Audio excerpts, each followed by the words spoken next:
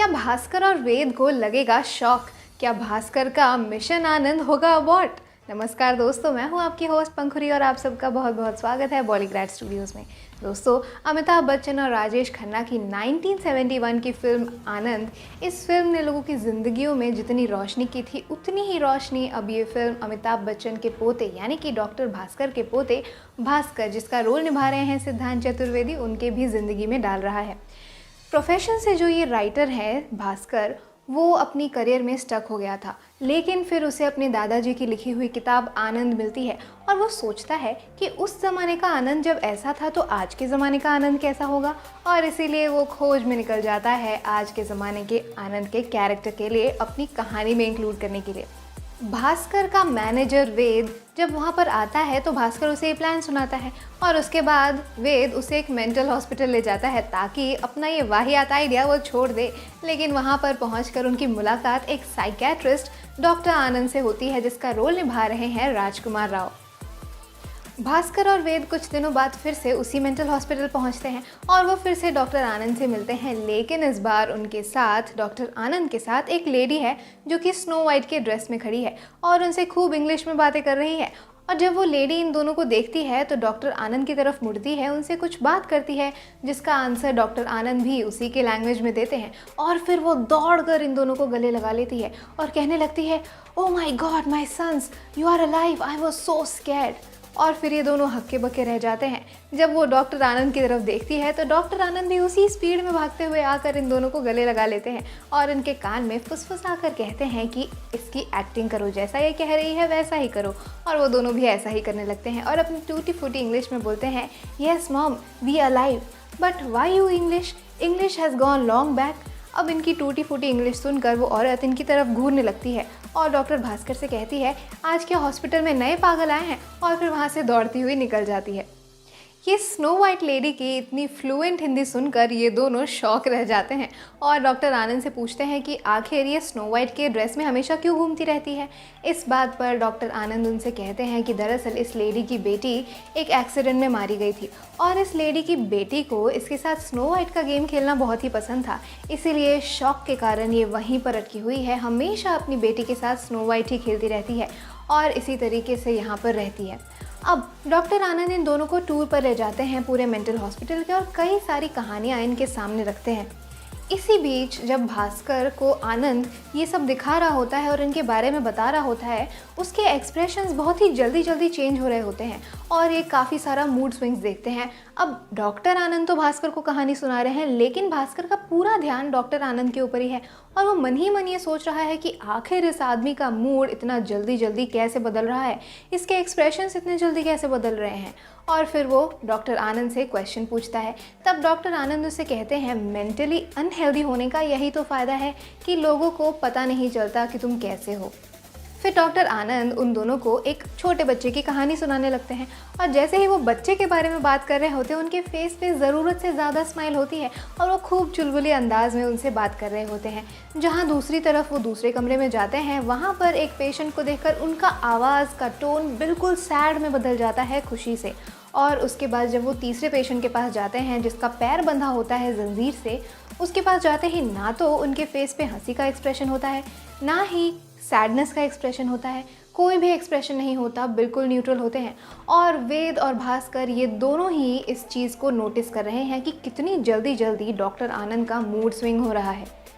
चलते चलते उन लोगों को लड़ाई की आवाज़ सुनाई देती है कहीं से, तो वो तीनों उस तरफ जाते हैं। देखते हैं कि एक आदमी को गिरा कर कुछ लोग उसके चारों तरफ खड़े हैं और उसे कुछ भला बुरा कह रहे हैं कि तुम तो इस धरती पर बोझ हो, तुम्हें तो कब का मर जाना चाहिए था, अगर मैं तुम्हारी जगह होता तो कब का अपनी जान ले चुका होता, और ऐसे ही कह के उसको सब सता रहे थे। उस बीच में डॉक्टर आनंद जाता है और उन सबको दूर भगाता है। डॉक्टर आनंद को देखते ही सब लोग अपनी अपनी जगह पर चले जाते हैं। फिर डॉक्टर आनंद उसको उठाता है, जो बुलेट पेशेंट है उसको, और उससे कहता है कि तुम्हें मैंने कितनी बार कहा है कि जो फिज़िकल अब्यूज़ होता है वो तुम्हारे शरीर पर दिखता है चोट के रूप में, लेकिन जो मेंटल अब्यूज़ होता है वो वर्बल होता है, वो कभी भी नहीं दिखता और ये तुम्हें अंदर ही अंदर खा जाएगा अगर तुम इसके बारे में कुछ नहीं करोगे, अगर तुम कुछ नहीं बोलोगे। तुम भी इन लोगों को जवाब दो, तुम भी इन लोगों को डराओ, लेकिन जब फिर भी वो पेशेंट कुछ नहीं बोलता है तो डॉक्टर आनंद का चेहरा गुस्से से लाल हो जाता है, जैसे उनकी आंखों से आग उगल रहा हो। और उसके बाद वो दूर पड़े एक टेबल को उल्टा कर देते हैं अपने हाथ से, और उसके बाद सारे पेशेंट्स डर जाते हैं, उनकी नज़रों में खौफ होता है। फिर डॉक्टर आनंद उस पेशेंट की तरफ देखते हैं और बोलते हैं, देखा एक चीज़ से इन लोगों की नज़रों में कैसे खौफ पैदा हुआ है। जब तक तुम अपने लिए इन लोगों की नज़रों में खौफ नहीं पैदा करोगे, तुम्हारे साथ यही बर्ताव होता रहेगा, इसीलिए अपने लिए कुछ करो। आनंद को देखकर ऐसा लग रहा था कि उसके फेस पर, उसके दिमाग में एक पागलपन छाया हुआ हो, एक ऐसी फीलिंग वो एक्सपीरियंस कर रहा हो जो उसने पहले भी झेली हुई है। अब ये सब देख के भास्कर और वेद तो काफ़ी ज़्यादा डर गए थे, लेकिन जैसे ही डॉक्टर आनंद उस कमरे से बाहर आते हैं, उनके चेहरे पर डर का थोड़ा भी एक्सप्रेशन नहीं होता है, गुस्से का भी कोई एक्सप्रेशन नहीं होता है। वो बिल्कुल कूल नॉर्मल होकर बाहर आते हैं। ये चीज़ भी ये दोनों नोटिस करते हैं। डॉक्टर आनंद के चेहरे पर एक हंसी फिट हो चुकी है जो कि उतरने का नाम ही नहीं ले रही, लेकिन अब क्योंकि भास्कर और वेद डर चुके हैं, इसलिए वो उससे कहते हैं कि बस बस आज के लिए इतना बस है, हम फिर कल आ जाएंगे। तब डॉक्टर आनंद उससे कहता है, अरे नहीं नहीं, अभी तो और पागल बचे हैं जिनके बारे में तुम अपनी बुक में लिख सकते हो। और फिर ये कहते हुए वो उन्हें एक रूम में ले जाता है जहाँ पर एक बुढ़ा सा आदमी होता है। और फिर डॉक्टर आनंद कहता है इन दोनों से कि ये आदमी, इसकी पत्नी मर गई थी तब से पागल हो चुका है और अपनी पत्नी की आत्मा से ही बात करता रहता है, इसे आत्माओं का ही सहारा है।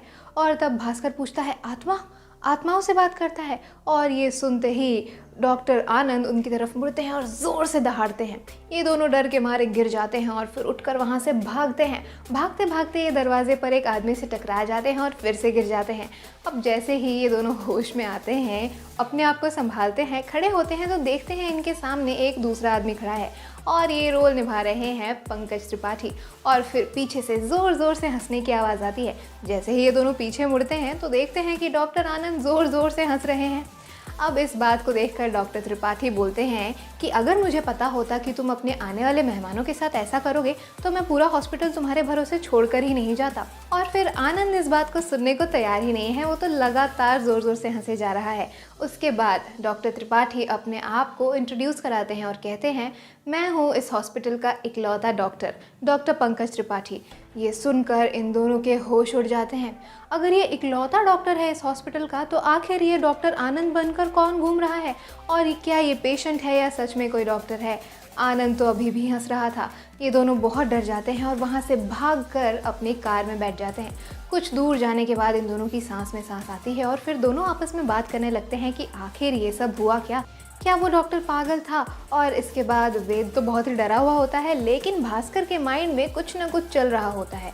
और फिर उसे ये रियलाइज़ होता है कि डॉक्टर आनंद ने उससे एक डायलॉग कहा था, वो ये था कि मेंटली अनहेल्दी होने का यही तो फ़ायदा है कि कोई तुम्हारे बारे में कुछ जान नहीं सकता। अब उसे ये सारी चीज़ें समझ में आ रही हैं कि आखिर हुआ क्या था। दरअसल डॉक्टर आनंद मेंटली अनहेल्दी तो है, लेकिन उसकी पर्सनालिटी ऐसी है कि वो शो नहीं करती कि वो मेंटली अनहेल्दी है, और इसीलिए यही सब कारण है उसके एक्सप्रेशंस इतने जल्दी चेंज होने का और उसके मूड स्विंग्स का। उसके बाद भास्कर मन ही मन में हंसने लगता है और वहाँ से चला जाता है। तो दर्शकों, कैसी लगी आपको ये कहानी, हमें कमेंट सेक्शन में ज़रूर बताइएगा। आज की वीडियो में तो बस इतना ही। अगर आपको वीडियो पसंद आई है तो इसे लाइक कीजिए, शेयर कीजिए और बॉलीग्रैड स्टूडियोज़ को भी ज़रूर सब्सक्राइब कीजिए। आज की स्क्रिप्ट लिखी है तनु चौहान ने।